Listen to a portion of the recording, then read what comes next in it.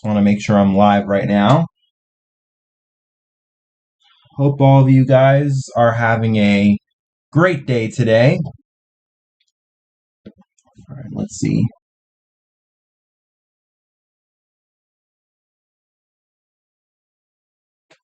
All right, I think we should be live now. So if we're live, let's get this show on the road. Good afternoon to all of you, or good day. I guess it's not really afternoon yet. We're kind of more at the midday time period right now. It's 12 o'clock Eastern time. So good day and happy noon to all of you out there. I'm Danilo Evangelista, and welcome to today's live discussion, as we typically do on these Saturdays here. It is May 30th, 2026. May 30th, we are only 2 days away now from the start of the Atlantic hurricane season. But the Eastern Pacific is already getting underway. I mean, the Eastern Pacific has begun since May 15th. And it is now beginning to look like hurricane season is actually going to come to life in the Pacific. They already have a high chance of development from an area that the National Hurricane Center marked, I think, about 2 days ago. And it is looking increasingly likely that we will have our first named storm of the Pacific hurricane season very, very soon. And we're probably going to see a lot more activity to follow suit as well in the Pacific as conditions become more favorable in the Western Hemisphere with the Pacific and the Caribbean and the Central American gyre set up.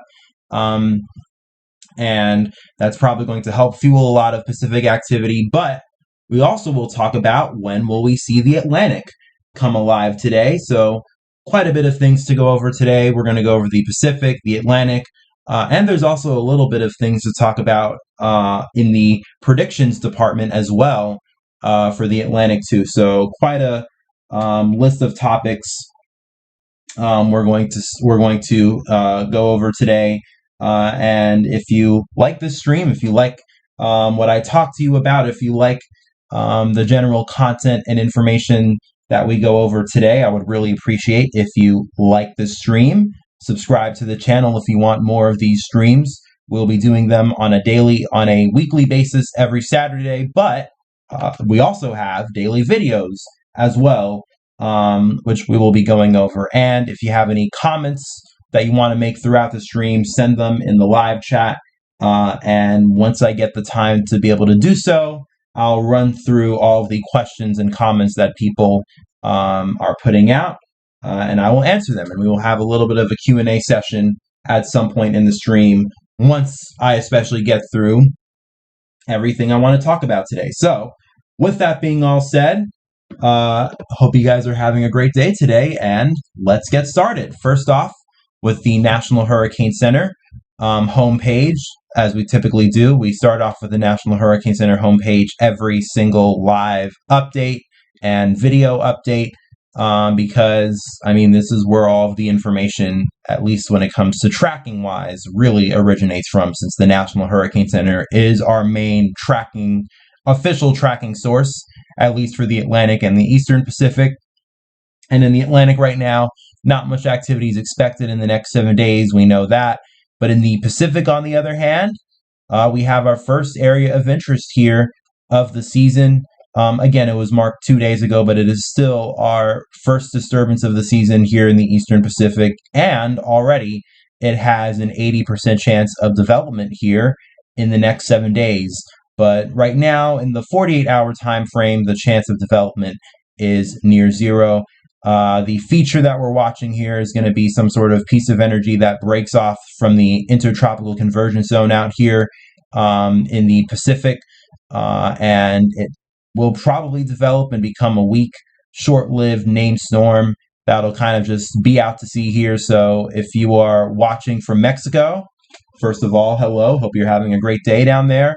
But if you're watching in Mexico and you see this disturbance here, I would not be concerned about it, since it's probably just going to be nothing more than a name here in the Eastern Pacific. But nonetheless, already we have a disturbance, and it looks like it is very likely to develop, and it'll definitely help kick off the Eastern Pacific hurricane season. Here's a satellite shot of both the Atlantic and the Pacific right now. This is from the NOAA Goes Image Viewer website. And NOAA props to them. They really have some incredible satellites right now, especially the HD True Color satellite, which shows the nitty-gritty details of how our Earth actually looks like. It's a very beautiful satellite shot, and maybe I'll bring that up later on. In fact, I think I actually used that satellite shot for the background of the, title card here. It's a really beautiful shot, but anyway, props to NOAA for all their satellite shots. And taking a look at across the Atlantic and the Pacific right now, nothing much happening, especially in the Atlantic basin. We do have some tropical waves moving along here, and I'll show you those tropical waves a little bit later on. We have some in the Caribbean, some making their way into the Eastern Pacific. But we are not necessarily watching for development from tropical waves right now. What we are watching, though, is the intertropical convergence zone here, which is kind of this area of thunderstorms. Almost, you can kind of track it as in they are lined up next to each other. And basically, that's what the intertropical convergence zone is. It's an area of thunderstorms and moisture. Kind of as like convergence from winds coming from the southern hemisphere and the northern hemisphere colliding, and we get thunderstorms along the intertropical convergence zone here, and it tends to be near the equator. And we also have a similar setup in the Atlantic as well, and that's especially where most of our tropical waves kind of tend to move along, especially early on in the season. And so we have a similar setup, or we also have that setup here in the Eastern Pacific, and sometimes, especially early on in the season, and not just early on in the season, but kind of as one of our main ways of origin of development here in the Pacific, sometimes we could see energy that tries to consolidate within the intertropical convergence zone. And we see vorticity consolidate over one central low pressure, and then that allows for the storm to break off from the intertropical convergence zone and go on to develop and become a tropical storm or sometimes a hurricane. And that's what we're going to watch here, especially a little bit further to the west here in the, central and western part of the Eastern Pacific basin, if that makes sense.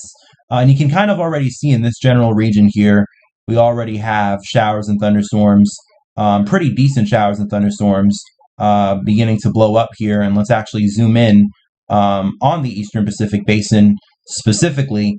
And yeah, you can see, especially kind of closer towards the central and western part of the basin here, along this intertropical convergence zone, you can really see lots of showers and thunderstorms beginning to develop, and quite some meaty showers and thunderstorms as well. So this will be the area that we need to watch here and observe, and we'll see how this evolves over the next several days. And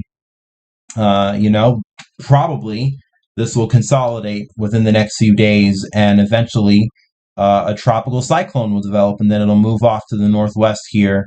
And probably, again, not do much, but again, it is tropical development, and it will kick off the start of the Eastern Pacific season.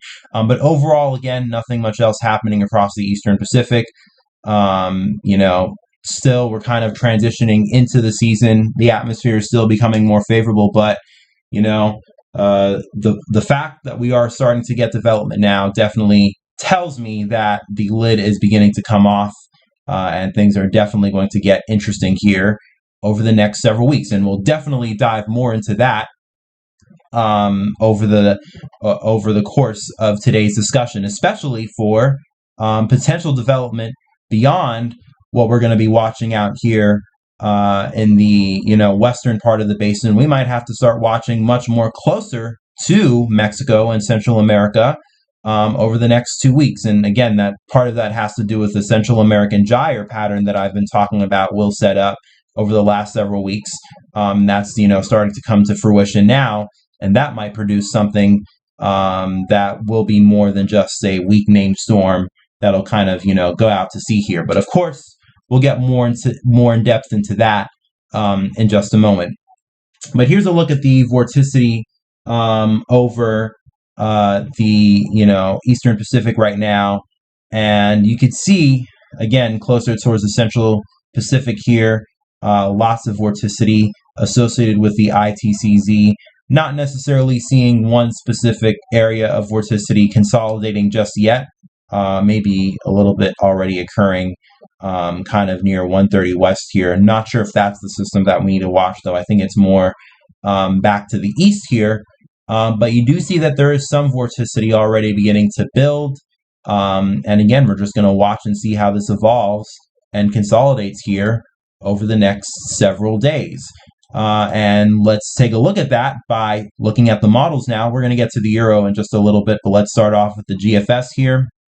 And let's take it out into time and see how it develops. And you can see it slowly goes from just a bunch of strung out vorticity here, broad area of showers and thunderstorms within the intertropical convergence zone. And then over the next several days here, especially within the next 3 to 4 days, you could really start seeing things consolidate here. And the GFS by the 4 to 5 day time range has something already developing here around 130 west. I mean, the GFS is a little bit more complicated. It kind of has two areas that it tries to spin up. But definitely by day 4, hour 96, you can see that something consolidates here. We have a low pressure with a closed isobar and, tightening vorticity here. That is the signal of a developing tropical cyclone on the models. And then it probably becomes a weak tropical storm here before it then lifts northward as it breaks away from the ITCZ and then probably gets enveloped in whatever unfavorable conditions that are to the north of it. Especially the further west you go. I mean, again, it's still early on in the season, so especially if anything does develop here further to the west here in the Eastern Pacific, it'll definitely be short-lived, and that's what you see here on the models. But it is something nonetheless here that does develop. And then let's take a look at the European to kind of get an idea of model consensus and see if all the models are on board. And yep, you see there the European also showing development here occur in the next 3 to 4 days. And judging by where the European kind of spins the area of vorticity up from now, it looks like it originates from this chunk of vorticity here, going back to this map.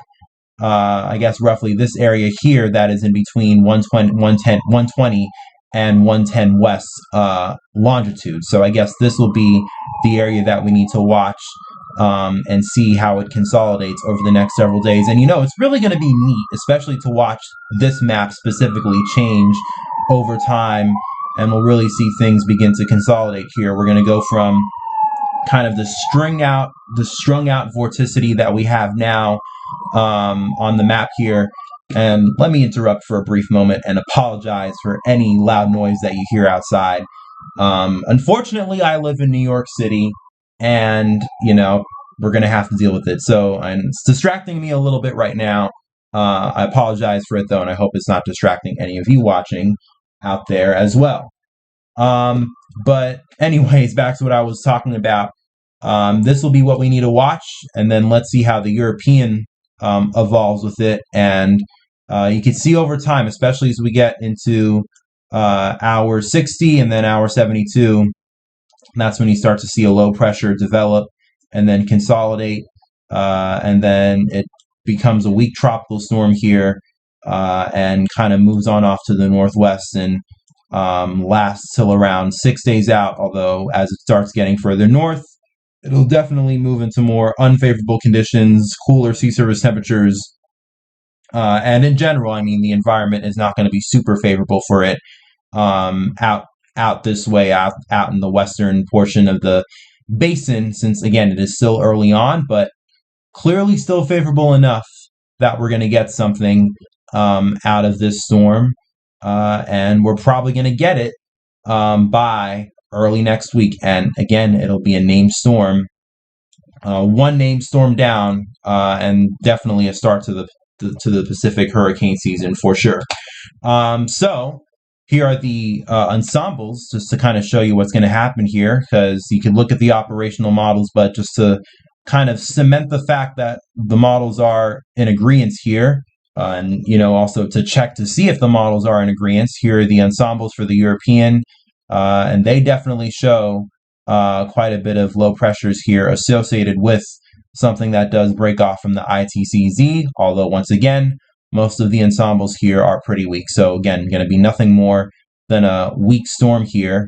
And then here are the Google AI ensembles. And interestingly enough, they're a little bit stronger. There are a few stronger ensembles here, and not necessarily sure if we're going to get a very strong storm out of it, but interesting that the Google AI ensembles show a pretty strong storm here. But again, both of the ensembles, the European and the AI ensembles, show something. So we have those major ensemble models on board. We have the European showing something, as well as the GFS here as well. And, never mind the fact that the GFS has two systems here. Obviously, more than likely, it's only going to be one of these that actually form.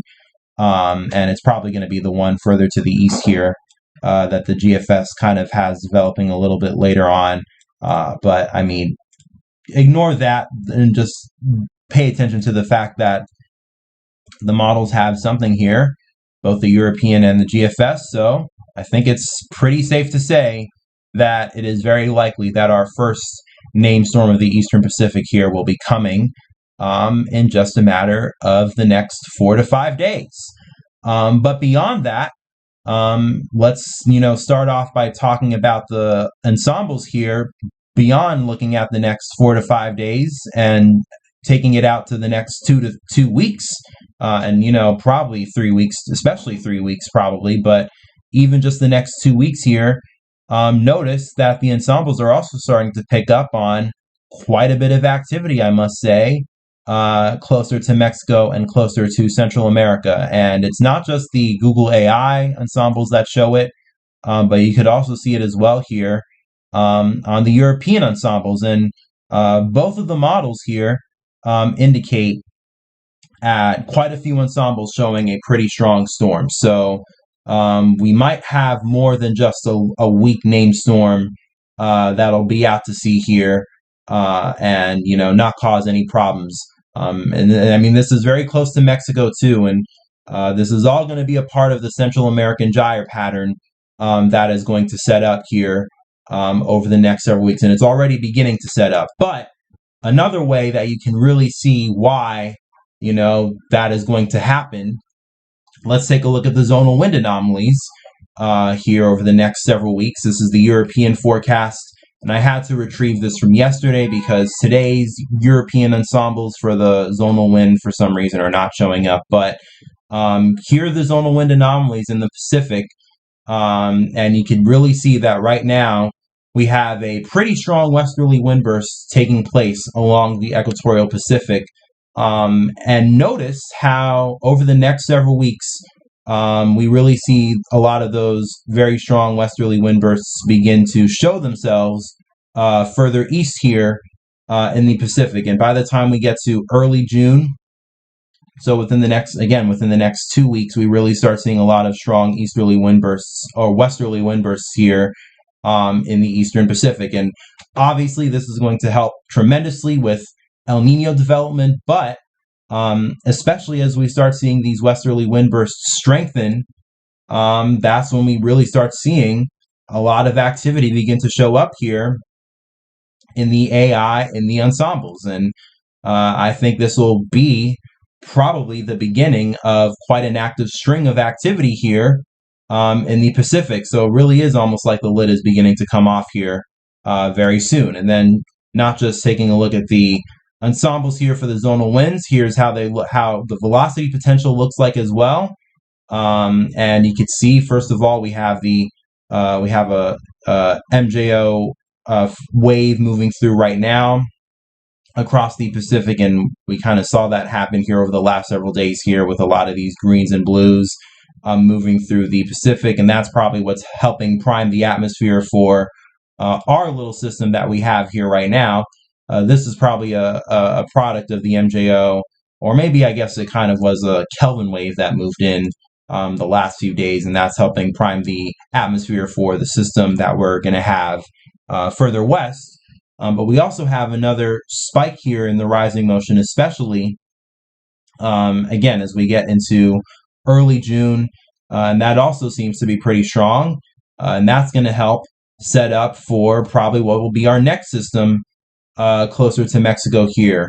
And taking a look at these zonal wind anomalies as well, long range on the European ensembles here, and taking it all the way out through the end of the model time frame here, it seems as if the model is picking up on consistent westerly wind bursts remaining throughout the Pacific. So this might be a active string of activity here that will start now and probably last for quite a bit of time. And then taking a look at the CFS rising motion, and with the MJO, you could see week 1, we already have a lot of rising motion beginning to set up here across the Eastern Pacific and throughout the Caribbean and Atlantic as well.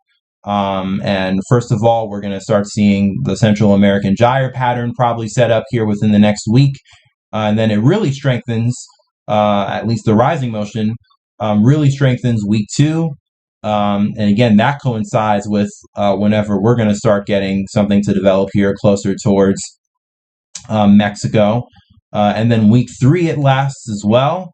And then week 4, week 5, and week 6, we have rising motion that really centers itself here over the Pacific. And as we especially get into mid to late June and July, the rising motion that really plants itself here in the Pacific is probably going to help fully couple the atmosphere into El Nino conditions. And I've mentioned this earlier this week in the video that I made earlier on El Nino really ramping up over the next several weeks, but this is definitely going to help El Nino really ramp up, and we're probably going to see considerable strengthening of El Nino here over the next several weeks. And with that, obviously, we're going to get quite a bit of activity, to say the least, in the Pacific, obviously with the Eastern Pacific and probably in the Western Pacific as well. We already have a typhoon that is active there in the Western Pacific, although it kind of, flopped a little bit, but, nonetheless, we have a typhoon in the Pacific right now, and we're probably going to see even more activity typhoon-wise out there in the Western Pacific in the coming weeks. But especially, again, week 2 here, you notice how the rising motion really begins to center itself in the Eastern Pacific. That aligns pretty well with the model, the ensembles beginning to show something else developing here near Central America and Mexico. So activity is just beginning here in the Eastern Pacific, and the season is really beginning to pop off there. So that is the deal in the Eastern Pacific. What about the Atlantic, though? Because we know activity is about to really start ramping up in the Eastern Pacific, but when are we going to see the Atlantic wake up, especially since we are going to be entering early June, and the start of the hurricane season is pretty much here. I mean, it's in 2 days officially, but I mean, we've been kind of tracking for the last 2 weeks already. So when is the Atlantic going to wake up? And let's go over that. Let's go over that now. But currently, taking a look at a satellite shot of just the Atlantic, not much is happening just yet. We have some moisture here. Already, starting to see moisture stream northward from the Caribbean into the Gulf, and that's going to be a pattern that we're going to be stuck in for the next 2 weeks here, with moisture streaming northward from the Caribbean into the Gulf and over Florida and over the Southeast. And, depending on how the ridging sets up here over the next week or so, maybe we'll kind of see some of that rainfall delayed a little bit for Florida. But I still think it is more than likely coming over the next several weeks. And we are definitely seeing some of that today. We have some showers in the Gulf right now, and also some clouds and probably a little bit of showers here and there over Florida and across the Southeast as well. And then taking a look at the rest of the tropics over the islands as well, we have some showers right now, and also some thunderstorms, especially here closer to South America, and then over Central America here. We have some showers and thunderstorms as well, but nothing in the way of tropical activity just yet. And obviously one of the big reasons why right now is the Saharan air, a very prominent thing that we see in the early season. And we have quite a bit of Saharan air in place across the tropical Atlantic right now. So that has definitely helped keeping a lid on things. And this especially will probably only continue to strengthen here over the next several weeks. I mean, we typically don't watch the Eastern Atlantic anyways for tropical development this time of year. But there are still tropical waves out there. The Saharan air is going to help squash or keep these tropical waves squashed, and we're definitely not going to see development. I would especially not think so, especially given a year like this, where we have El Nino and we have other atmospheric conditions that are also going to help keep a lid on things, especially in the deep tropics. But we still do have some tropical waves out there. We have a tropical wave in the Caribbean.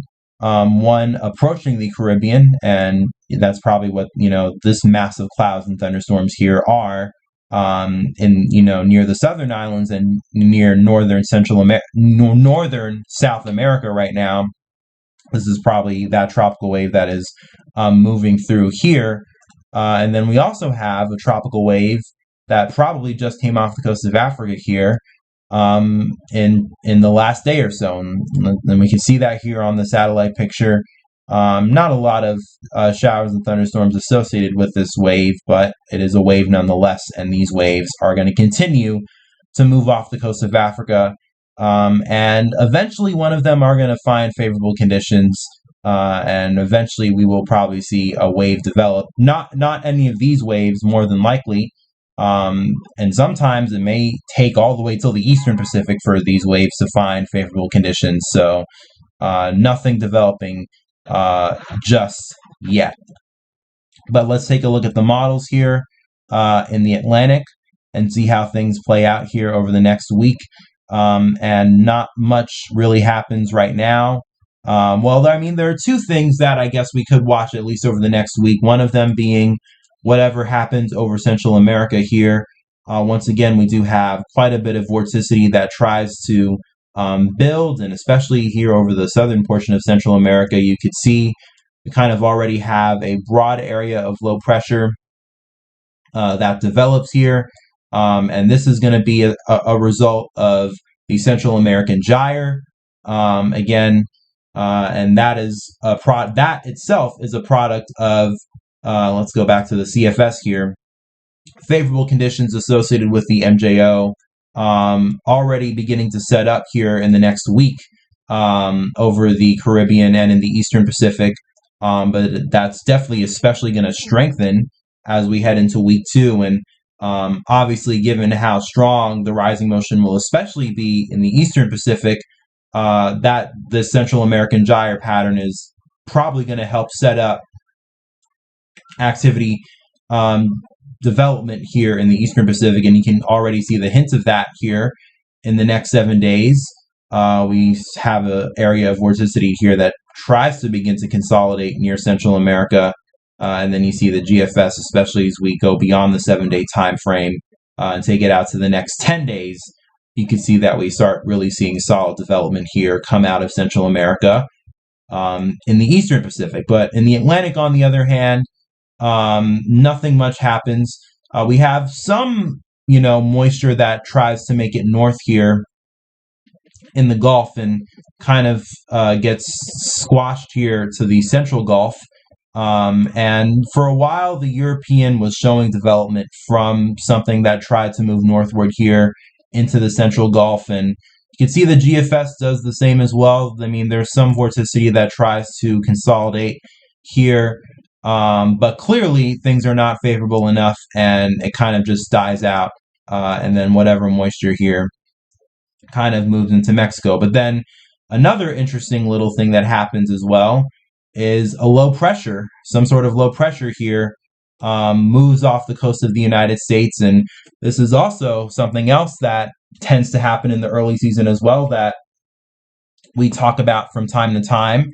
is we get these low pressures with these fronts that move off the southeast coast, and then the tail end of the front kind of breaks off and gets left behind, and that develops into a low pressure, which sometimes tries to consolidate and develop into a tropical system here. And that seems to happen a little bit on the GFS here, but that too kind of remains broad, and then it moves on off to the northeast here by the end of next week.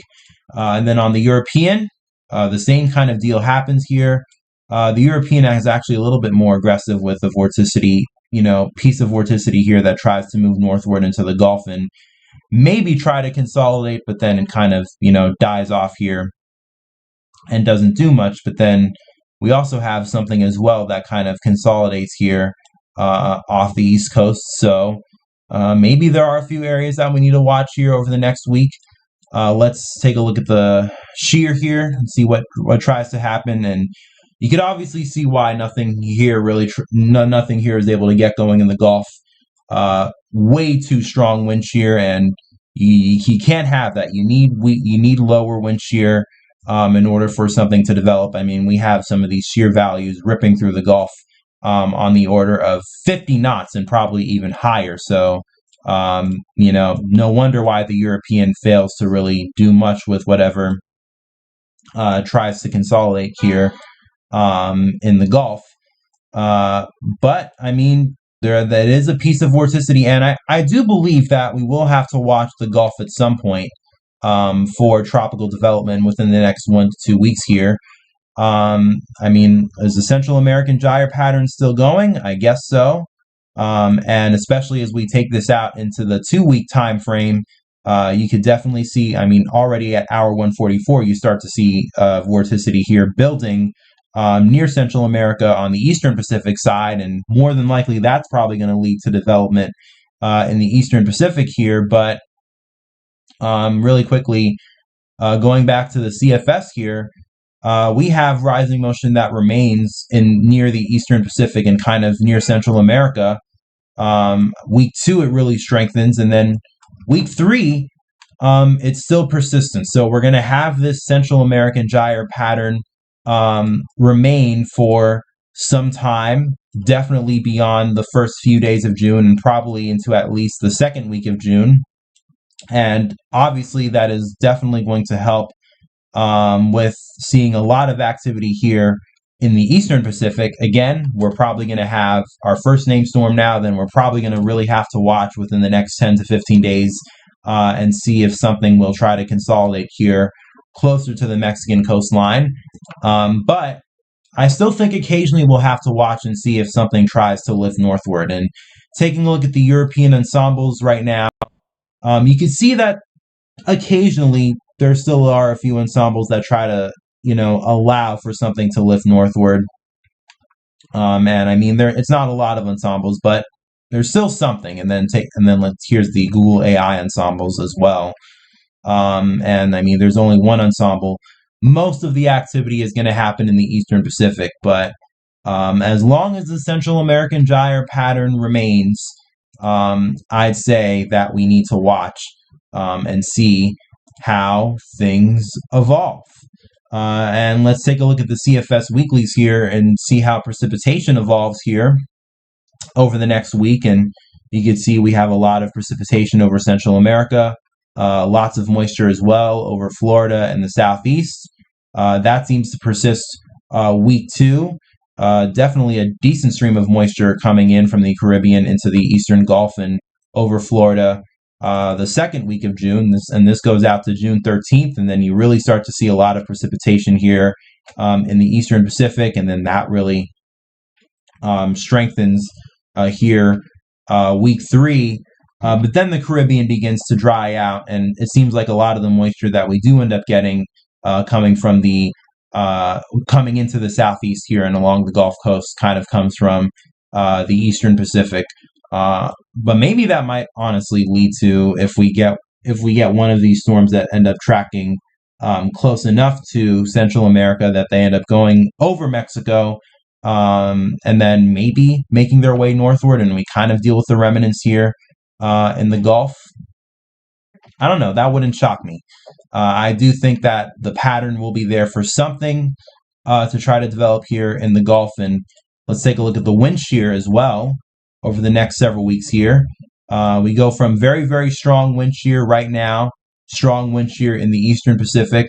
But then, especially as the MJO really sets in, well, you kind of see the wind shear die down a little bit here in the Atlantic. But then also, especially as we get into mid to late June, we really start to see things die down as well in the Eastern Pacific. I mean, actually, I'll be honest with you, these shear values are a little bit deceptive because we see very strong wind shear in the Caribbean. That is probably going to be true. I mean, we're going to be in an El Nino pattern by now, and things are going to become very favorable in the Eastern Pacific, and obviously that is going to lead to very strong wind shear over the Caribbean. So that will probably persist. But even in the Pacific here, these strong wind shear values that we see are, 20 knots, 15 knots in some areas. So I think this map is a little bit deceptive in terms of its shear anomaly shading, especially in the Eastern Pacific. And I'll show you another long range, plot of the upper level winds in a little bit. But, especially as we get towards mid-June, the Eastern Pacific shear definitely dies down, and we are definitely going to see activity ramp up quite a bit, especially as we get towards mid-June in the Eastern Pacific. But the Atlantic as well. You start to see shear die down here over the Northern Gulf. And, especially, this is, what is this, the third week of June? We see shear values as low as 10 knots, and, that's definitely pretty decently below normal here in the Gulf by the time we get to late June. So as the weeks go on, the shear will become more favorable here in the Gulf of Mexico. And at least for, let's go back to the velocity potential anomalies here, at least for the next 2 or 3 weeks, we are definitely going to have quite a bit of rising motion centered, I guess centered in the Eastern Pacific, but still near Central America enough that we probably will have a persistent Central American gyre pattern that will probably take us through roughly the first 2 weeks of June or so. And I think probably a better way to look at it is, let's take a look at the 200 millibar winds here, and I'm just going to set this to the 6E run because that takes us out to 384 hours, and you can see over time here with the 200 millibar winds, you have the Central American gyre pattern here now, and you can definitely see that with this upper level cyclonic kind of feature here present over Central America, but then it kind of centers itself more in the Eastern Pacific over time. And then, this is why I say the shear anomalies are very deceptive in the Eastern Pacific on the CFS, because looking at the GEFS ensembles here, you have almost no upper level winds present whatsoever at all. And in fact, you can kind of see a upper level anticyclone pattern set up over the Eastern Pacific here too, with an area here in which you could see there's multiple outflow channels here in the Eastern Pacific, and then you really see that kind of deposit itself very strongly, with the upper level winds here coming out of the Eastern Pacific and then cutting through very strongly from the Gulf into the Caribbean. And then you see a low pressure here being picked up by the ensembles. And that's how you know that there's definitely a system here to watch. If a low pressure is being picked up here by the ensembles and not the operational. And judging by the upper level winds here, it'll definitely have a very, very favorable environment to work with. We have very strong upper level winds. I mean, very strong through the Caribbean and Gulf. What I'm trying to say is we have a very defined ULAC pattern that sets up in the Eastern Pacific with almost no strong upper level winds at all in that region.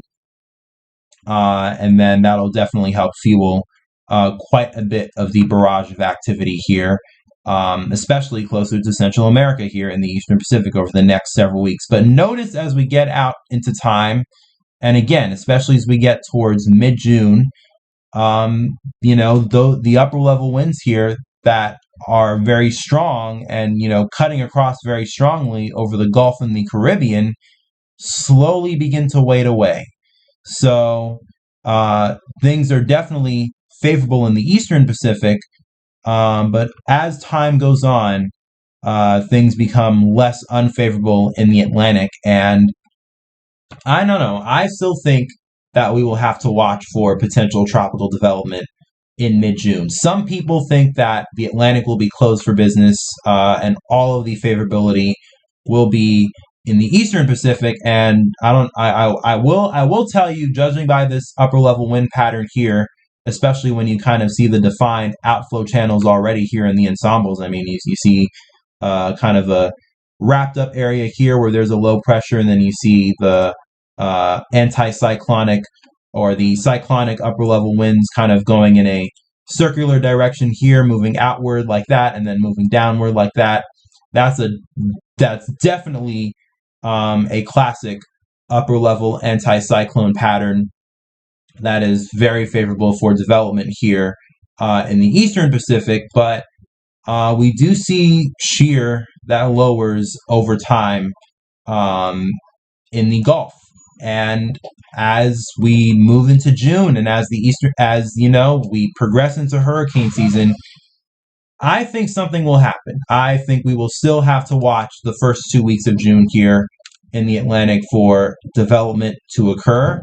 But of course, we'll see whether or not it does actually end up happening. But as the Eastern Pacific wakes up here, I think the Atlantic will still probably not be very far off. Let's take a look at the precip anomalies here, though, and see what the GEFS has here for the precip anomalies.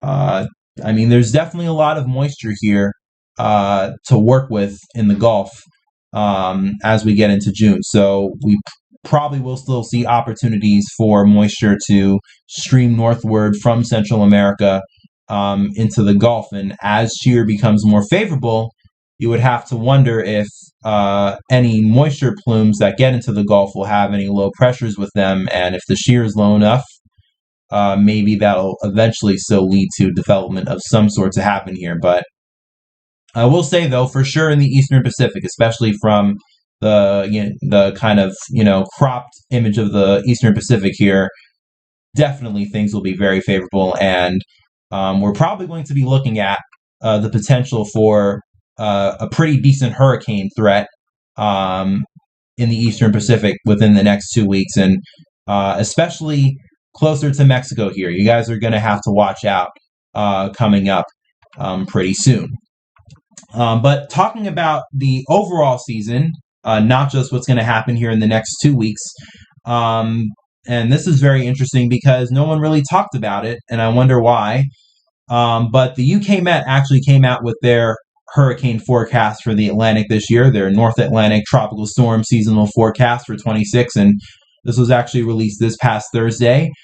And the UK Met is forecasting anywhere from 6 to 12 named storms, 3 to 7 hurricanes, and 1 to 3 major hurricanes, with an ACE being anywhere from 34, that's very low, to 110 ACE points. But the median that they have, or the average of their forecast, is 72. So a below normal hurricane season, predictably, for the Atlantic here, and probably on the other hand, a very active season in the Eastern Pacific. And then here are the sea surface temperature anomalies across both the Atlantic and the Pacific right now.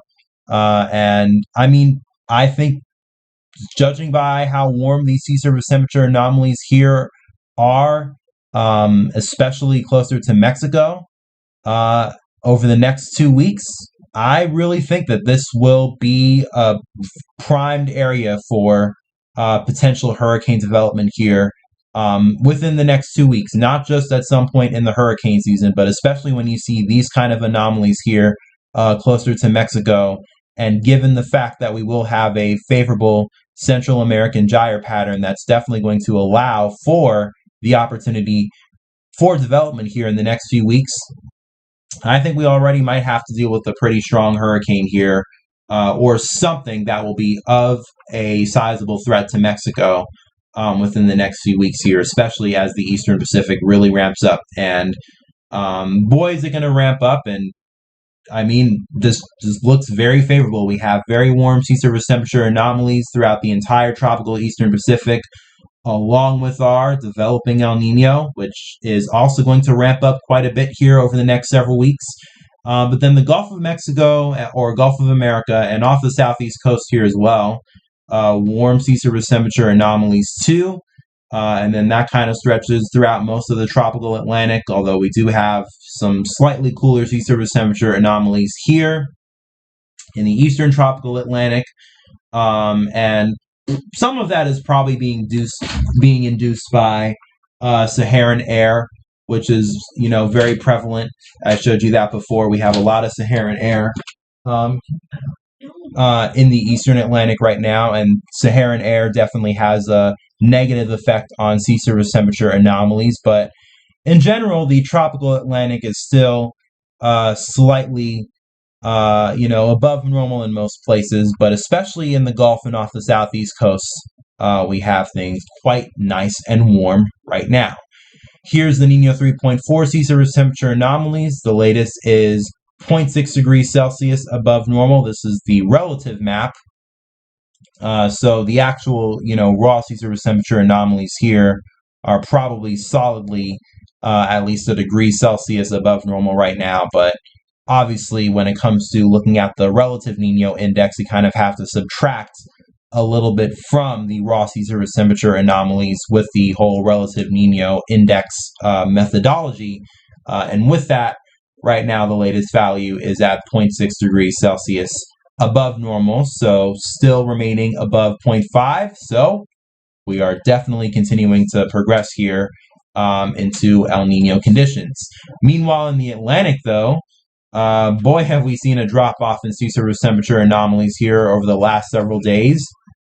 And again, a lot of that has to do with Saharan air and stronger trades in the eastern Atlantic right now. The latest value is at negative 0.2 degrees Celsius, so slightly below normal sea surface temperature anomalies in the tropical Atlantic, although I'd imagine, again, that most of those anomalies are probably especially from the eastern Atlantic here. But even then, obviously we have El Nino raging out here in the Pacific. I still think we're probably going to see some of this warm up here over the next several weeks, especially as we get into summer, like we typically do, and like how the pattern has been for the last several years. So wouldn't pay attention to this sea surface temperature anomaly map right now, wouldn't put too much stock into it. I know a lot of people are out there using these anomaly maps, and especially using a different methodology, I think the global mean. And a lot of people are looking at that and saying that the Atlantic looks extremely unfavorable this year, that we're probably going to have a record inactive hurricane season and stuff like that. I'm not sure about that.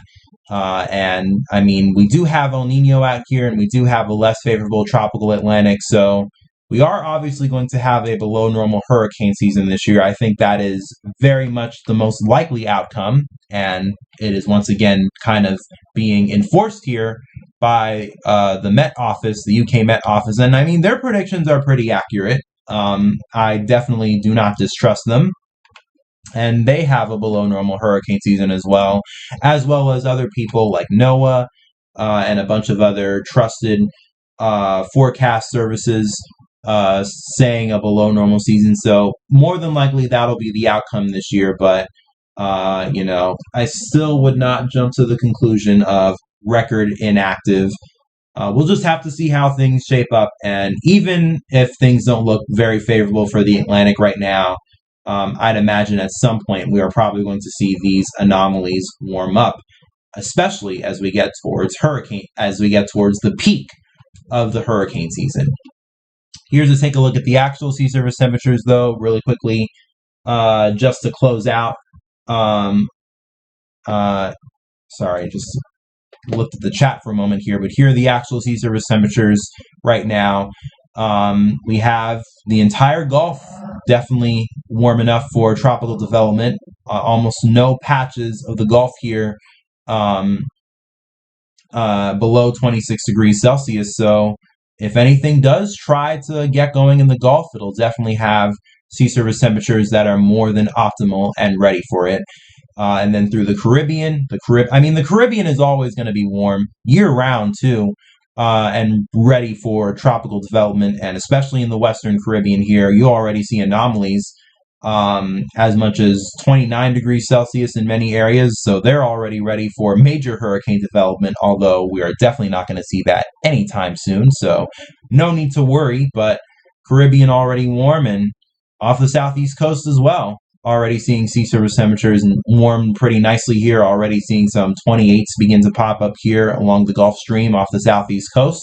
So the Atlantic is warming up nicely, as I said it would. But again, the talk of the town, especially in my opinion, is the Eastern Pacific here. Sea surface temperature anomalies are sizzling.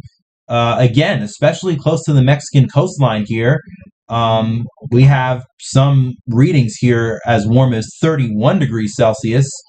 And, pretty much going all the way down the Mexican coastline here up until we get towards around Central America. And further down south than that, most areas are at least 28 to 29, and even approaching 30 to 31 degrees Celsius here. And this region especially will be the area that we need to watch, in my opinion, over the next several weeks, as the ensembles are starting to pick up on something, and that something might be a pretty decent storm, even if it's just the early season. And it's not hard to see why sea surface temperature anomalies are very warm and definitely very ready for whenever we do get something very strong in the Eastern Pacific. And I think we will get something very strong and probably very, very potent there within the next 2 weeks or so, as things continue to get more and more favorable in the Eastern Pacific. All right, so we kind of gone over a lot here. We have a few minutes left. If you guys have any questions or comments, you have any things you want to ask, or any comments you want to make about anything happening right now, the chat is open, and I am now reading it. So let's see who's on the chat today. Ja the Ripper, hello. He says 10 total. I assume you think the amount of named storms we'll see in the Atlantic this year, 10? I guess so. I mean, UK Met kind of is going with 9, so you're very close to them. Rising Motions Coming says active 4810. Well, in the Eastern Pacific and in the Caribbean, yes, and that's going to help fuel the Central American gyre pattern, which will definitely help fuel Eastern Pacific activity over the next several weeks here, but we'll see if it produces something in the Atlantic, especially as we get towards, maybe the second or third week of June. And I will say, I know for a while that I did say that we would see activity in the first week of June. More than likely, something will try to get going in the Atlantic. And I mean, we do have that signal that's in the Gulf, so I guess maybe that is something that would have tried to get going if things were more favorable. But conditions are unfavorable right now in the Gulf and off the southeast coast for the first week of June. But I'd still say that the second or third week of June kind of counts as early to mid-June. And given how the MJO is going to set up here, I think we will probably see a Central American gyre pattern persist into the second and third week of June. And while that's going to be cranking, storm after storm out in the Eastern Pacific, more than likely, I'm actually, not entirely sure if that's what's really going to happen, but we are definitely going to start seeing development in the Eastern Pacific, and for sure, the lid is probably going to come off there. I'd still say, especially as things probably become more favorable as the month progresses into mid-June, I think we probably will still have to watch and see if something, does try to get going on the Atlantic side. at some point. So, the pattern and the time frame for when something in the Atlantic will happen is probably going to get delayed by about a week or so, but still, I say that we will probably have to watch. Let's see. Let's see what else you guys have said. Jaw the Ripper. I think that there may only be 0 storms in June. Oh, so you're saying that nothing is going to happen in June. Maybe 1 in July, 3 in August, 4 in September, 2 in October, and 0 in November. So how many is that? Oh, 10 total. You literally said in the comment below. Sorry, just saw that now. Kind of sometimes have to, think about things for a moment, but I mean, I think that does make sense. 3 in August and 4 in September. And by the way, that reminds me now, I will be releasing my own personal hurricane season forecasts for the Atlantic on June 1st for the typical live stream that I do every single year on June 1st, the June 1st Day 1 live, and I typically go over all the tropical activity that is happening in the world and also in the Atlantic, and of course, I release my hurricane season predictions usually then. So come watch me June 1st live right here on this channel, probably going to be 8 o'clock Eastern time. And so if you want to stay tuned for that, please subscribe to my channel if you haven't already done so. Gonna leave a few more minutes here for any of you guys to post any questions or comments if you want. But if not, I think we are pretty much ready to wrap it up here.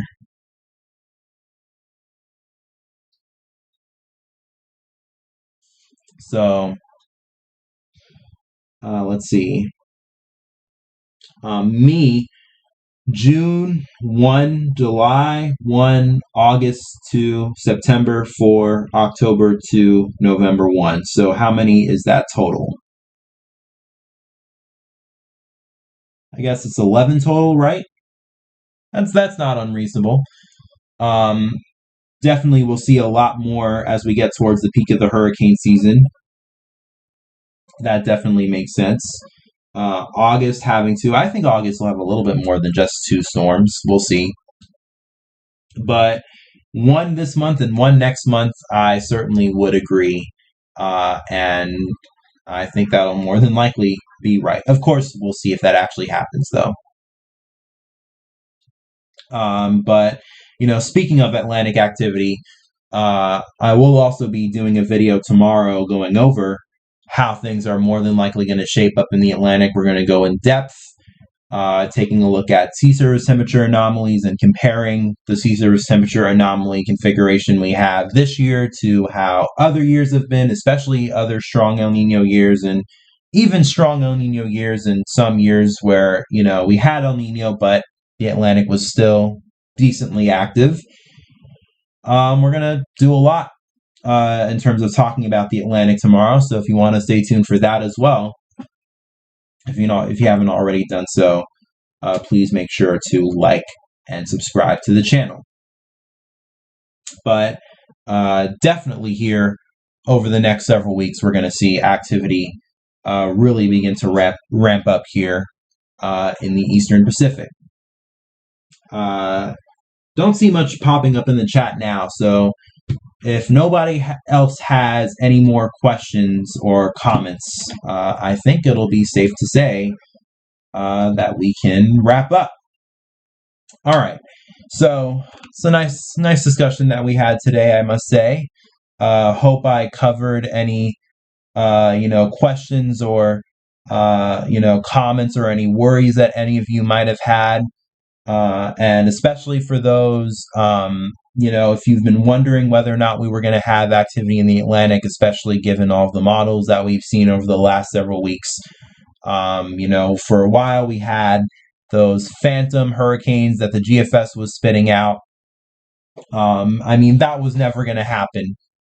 But I'd still say that we will again have to watch within the first 2 weeks of June to see if something does happen in the Gulf. And for sure, I do believe that we will have a lot of moisture stream into Florida and into the southeast from whatever moisture that we have, lift northward from Central America.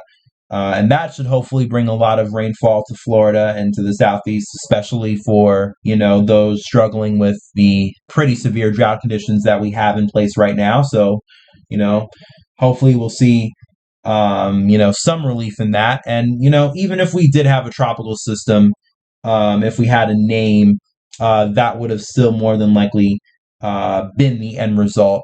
Sometimes it's just a matter of, whenever we put name on things, I guess it's generally kind of because of the technical way of us identifying a certain weather system. But at the end of the day, it's all going to bring the same result, with or without whether or not we get any development in the Atlantic or in the Gulf. We're still going to get rain for the southeast and Florida. So that'll be something that you guys will probably have to deal with in general over the next week to 2 weeks, and probably a little bit more beyond that as well. But in the Eastern Pacific, on the other hand, activity is definitely beginning to ramp up. We are definitely probably going to see a named storm here in the Eastern Pacific in the next 4 to 5 days or so.